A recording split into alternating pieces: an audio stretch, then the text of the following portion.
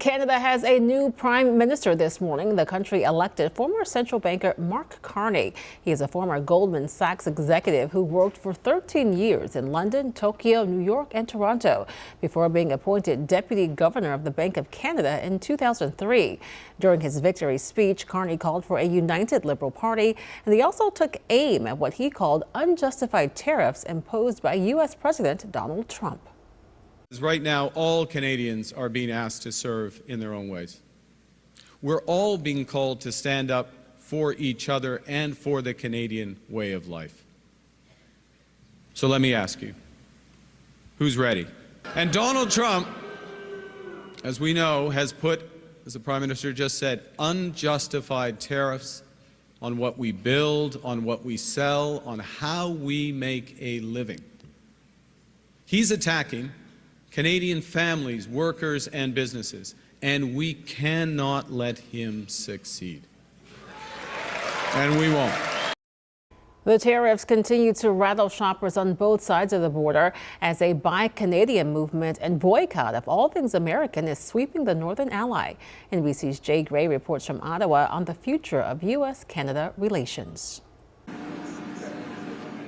Anxiety, frustration, even anger brewing across Canada right now. It's a very uneasy feeling. With the tug of war over tariffs and President Trump suggesting the U.S. could absorb their country as a state. It's having a huge ripple effect across the country.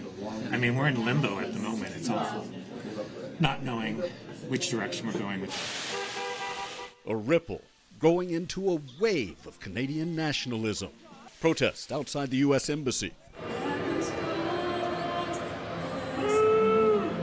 Booing the American anthem, and as the trade war intensifies, buying things made at home, or really anywhere but America.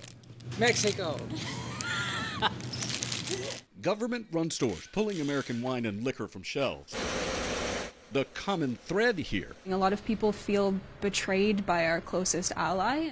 Emma Cochran's wildly popular hoodie, shirts, and caps providing a direct response to the political rhetoric driving a wedge between the countries. And this felt like a way that we could participate and just kind of say, we're going to stand up for Canada.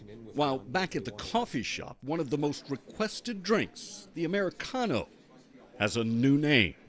And a friend came in and said, you know, with everything going on, you should change it to Canadiano. Served with a side of Canadian resolve and pride. Jay Gray, NBC News, Ottawa.